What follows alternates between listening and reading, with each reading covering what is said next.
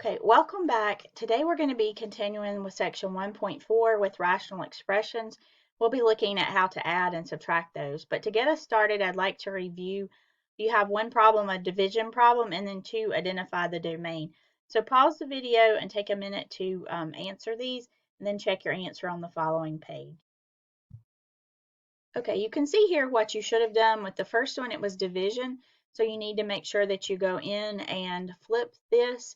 I kind of did the factoring here, and then I flipped the second rational expression before I changed the division to multiplication. And when you simplify that, this is the answer that you should get.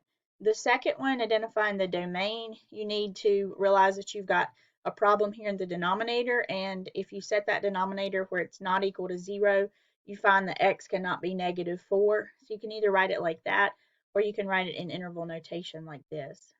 And then part B, where you have x minus 7 as a radical, we need to make sure that what's underneath the radical is not negative. So we'll set it greater than or equal to 0 and solve. We'll see that our interval would be from 7 to infinity.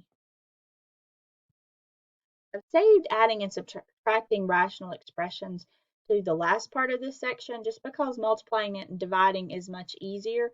It's just like when you add and subtract any kind of fraction, you have to have a common denominator. That's true with rational expressions as well. So our steps are going to be, they're kind of listed here. The first one, we want to factor the denominators, and if it hasn't already been factored. So sometimes the problems will start out already factored. Other times you'll need to factor the denominators. Determine what your least common denominator is going to be, and what you want to do with that is take the product of the distinct factors of the denominator and then use the highest power that appears in any of the factors. And then number 3, you want to multiply each fraction by the missing factors, and then we'll simplify.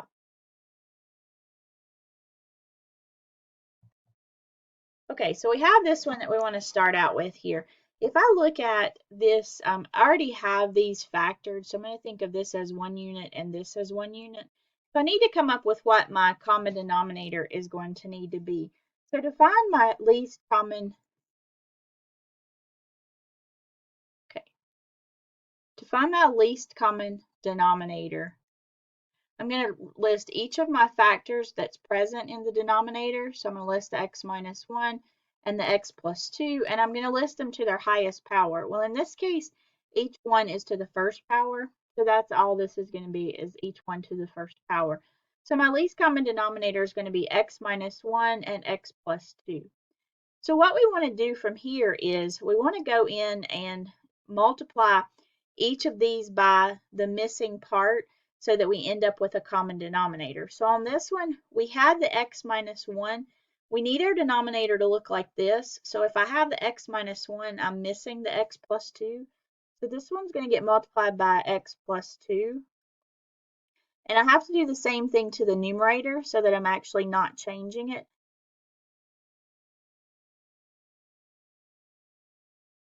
Okay, so this would be equivalent to 1.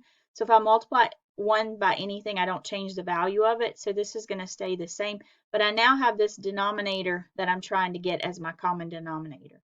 If I look at this next term here, I have the x plus 2, but I don't have the x minus 1. So this one's going to need to get an x minus 1 multiplied to it. And we'll also do the same thing to the numerator. Okay, from here we're going to simplify. Okay, we'll have 3 times x plus 2. That's going to be over x plus 2, x minus 1.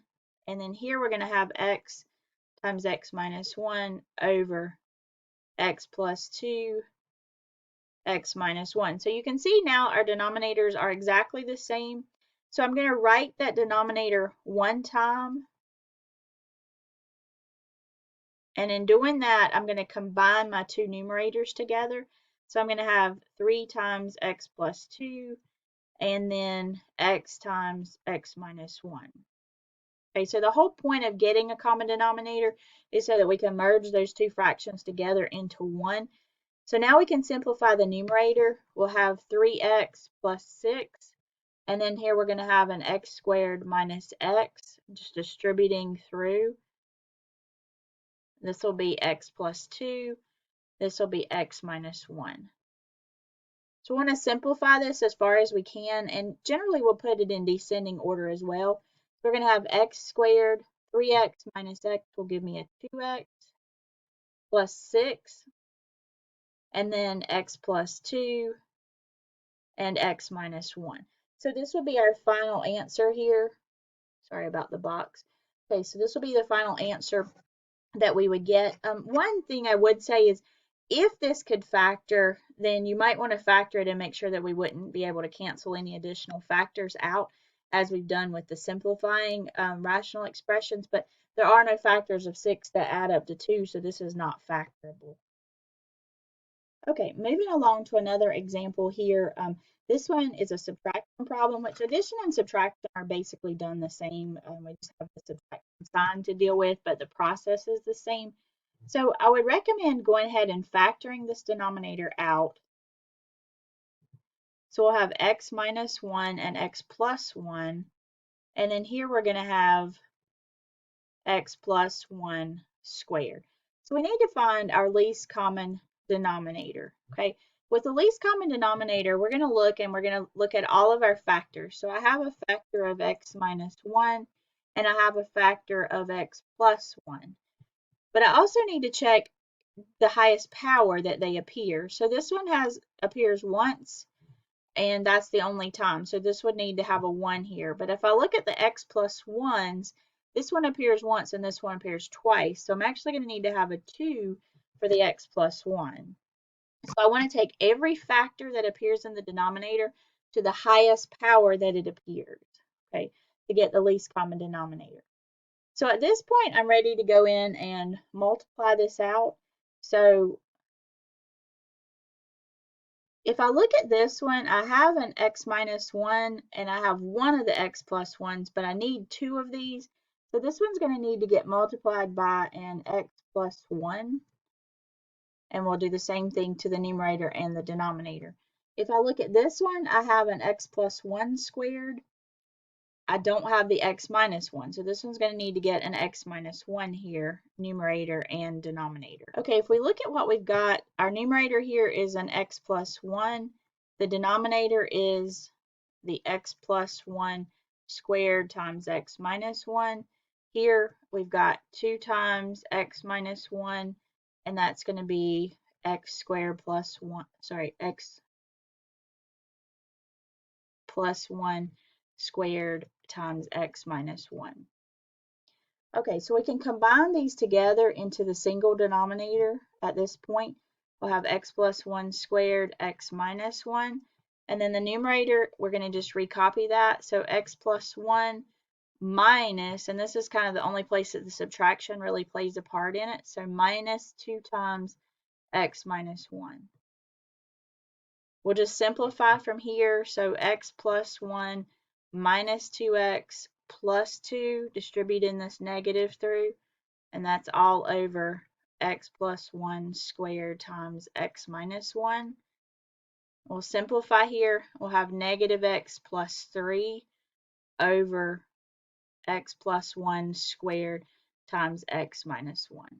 And that should be the final answer. Okay, here's one for you to practice with. So take a minute, pause the video, and see if you're able to answer this.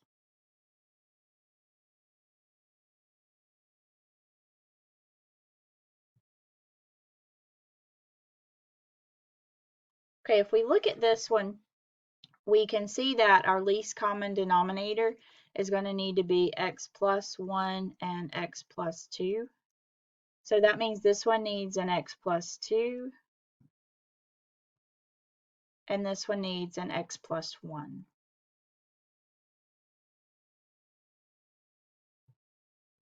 Okay, so we can combine our denominators together and we'll have x plus 2 and x plus 1. Remember, at the point that you have them alike and you combine them, you only write that one time.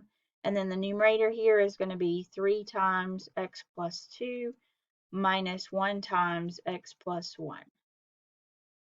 We'll combine the numerator together, so 3x plus 6 minus x minus 1 over x plus 2, x plus 1. Simplify this, so 3x minus x will give me 2x, plus 6 minus 1 will give me 5, and then I'll have x plus 2 and x plus 1. All right, the next topic that falls under simplifying these rational expressions is compound fraction. So a compound fraction is a fraction in which the numerator and denominator or both are themselves fractional expressions. So basically you may have fractions within fractions when you're working with these compound fractions. So the first step that I would want you to do would be to simplify your numerator by combining it into one fraction. The second step would be simplify your denominator by combining it into one fraction. And then third would be to look at the overall problem and do the same change flip with that. Okay, so I want to go through this example here. Here we have our numerator, so I'm just going to pull it off to the side and work with it. If I see that I have this 1 is the same thing as being over 1. So my least common denominator for these two fractions that I'm adding together is actually y. And so if it's y, then this one already has what it needs. This one needs to be multiplied by y over y. And we end up with y as our common denominator and x plus y in the numerator. If I do the same thing for the denominator part, this part up here, if I look at this, the least common denominator for this is going to be x. This one has the x in the denominator. This one just has an understood 1 there, so we're going to go in and multiply the numerator and the denominator by x so that we now have common denominators. So when I go to simplify it, I'll have the x in the denominator, and I'll have an x minus y in the numerator. So basically what I've got here is I have an x plus y over y, and all that's divided by an x minus y over x. So this was step 1 where I simplified the numerator. This was step 2 where I simplified the denominator. So now I'm ready to do step 3, which is where I'll do the keep, change it to multiplication, and then flip the denominator. And on this one, we actually don't have anything that we can cancel. This acts as 1 unit and this acts as 1 unit, so we cannot cancel this x with this x, and we can't cancel this x with this x or this y with this y, because I have to have that entire unit to make a cancellation, and I don't have that. So I am going to rewrite it by pulling the x out in front, but that's really the only additional thing I'm going to do. And that will be my answer. Here's one for you to practice simplifying a compound fraction. So pause the video and try these. I definitely would encourage when I'm saying pause the video, I really hope you're doing that, because the opportunity to practice and then check your work is an important part of the learning process here. It's not the same just to continue to see me working the problems for you.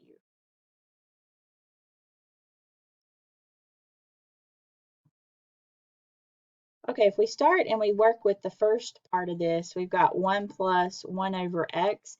And if you notice here, our common denominator is going to need to be x. So I'm going to multiply this by x over x, and I'll end up with x plus 1 over x. On the second part, I'm going to have 1 over x minus 2 over 1. So I need x as my common denominator here. So this one's going to need to be multiplied by x. So I'm going to have 1 minus 2x over x. So then the third part, I'm going to put it all together. So I've got x plus 1 over x, and that's going to be divided by 1 minus 2x over x. So I'll do, for this third part, I'll do keep, change, and flip. So this has got to stay together, and this one has to stay together, but I do have these x's that, because they're not paired with anything else, I can cancel those off. So my final answer would be x plus 1 over 1 minus 2x.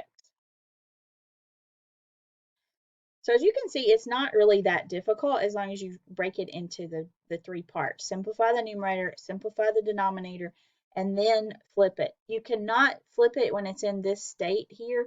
It has to be a single fraction over a single fraction before you can do keep, change, flip. Okay, the last concept that I want to look at today is rationalizing the denominator, or in some cases the numerator.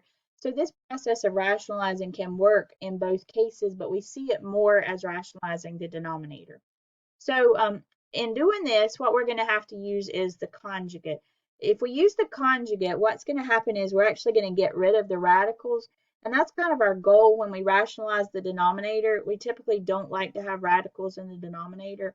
So rationalizing them is an important process to get rid of the radical in the denominator. So for any expression that you see like this, you will have a conjugate that goes with that. The conjugate is simply the same terms but with an opposite sign. So here we start with a negative and we have a positive. Here we start with a positive and we have a negative. So we're just switching the sign to get the conjugate. When we FOIL these out, if we were to multiply the expression times its conjugate, we're always going to lose our middle terms, and that's going to be helpful as far as getting rid of our radicals. Okay, so on this one, we're asked to rationalize the denominator. So to rationalize the denominator, we want to multiply by the conjugate.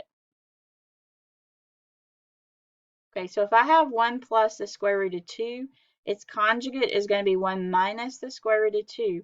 And so that's what I'm going to need to go in and multiply both the numerator and the denominator by in order to simplify this. Okay, so up here, I'm going to multiply by 1 minus the square root of 2. And this is going to be also 1 minus the square root of 2. Okay, if I simplify the numerator, 1 times anything is just itself. And the denominator, I actually do need to FOIL this out. Okay, so first times first will be 1. 1 times 1 will be 1. Outer, if I multiply 1 times this, it's going to be negative square root of 2. Inner will be positive square root of 2. And then last is going to be negative square root of 4, which would just be 2. Now these, I went ahead and wrote this out, but this will always happen when you use the conjugate, and that is that these will cancel out. So I'll have 1 minus the square root of 2 over 1 minus 2. So 1 minus the square root of 2 over negative 1. If this were anything but negative 1, I would leave it at this point. But basically, since it's a negative 1, I can divide it into the numerator and into the numerator, both parts of the numerator. So 1 divided by negative 1 would leave me with a negative 1. Negative square root of 2 divided by negative 1 would be a positive square root of 2. And so that would be my final answer here. Here's one for you to practice. So pause the video, practice rationalizing this denominator, and then check your answers.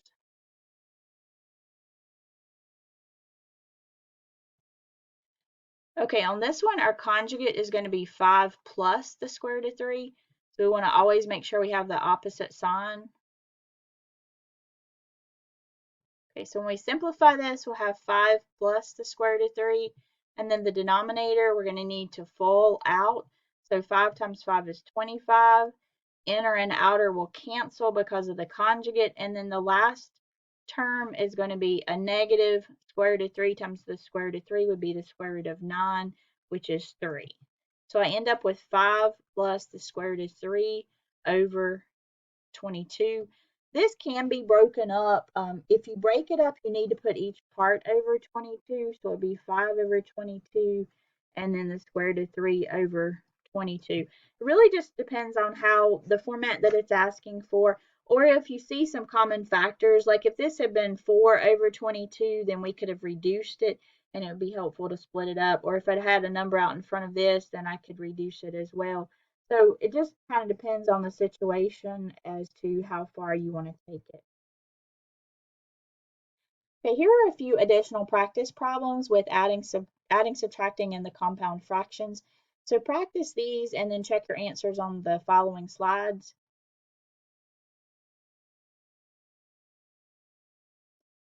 Okay, on this one you can see that you'd have a least common multiple of x plus 1, x minus 1, and that means the first term would be multiplied by the x minus 1s and the second by the x plus 1s.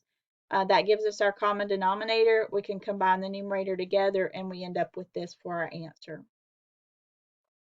On the second one, you do need to factor this first. So in factoring this, you will see that you have an x plus 3 and an x plus 4. So this one needs an x plus 4. And when you do that, you're going to need to multiply the numerator by that.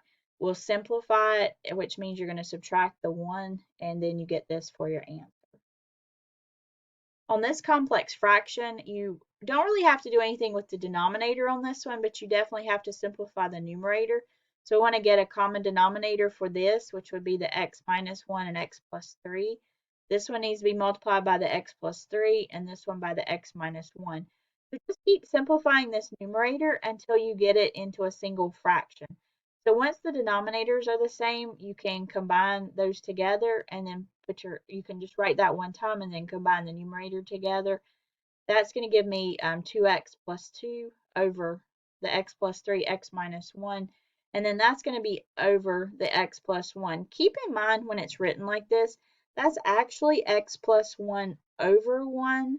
And I think that's helpful when it comes time to flip this. So you'll keep the fraction that you simplified, you'll change it to multiplication, and then you're going to flip this and make it or have the reciprocal of it. When you go to simplify it, you can cancel the x plus 1s. You can cancel when you're multiplying and dividing. You cannot cancel up here when you have an addition or subtraction sign in between. So like if I have an addition or subtraction sign, I don't want to cancel like this x plus 3 and this x plus 3. It's only when I have the multiplication sign here that I'm able to cancel top to bottom, or division. Okay. All right, so that takes us to the end of section 1.4. Be sure you're keeping up with your homework and attending the Zoom sessions if you have any questions. Also, check in with me during office hours if you have any questions that need to be addressed as well. And SI sessions should be available to you by now, so go ahead and attend those. That should be helpful too. So I hope you're having a good experience with the class, and hope you have a good day.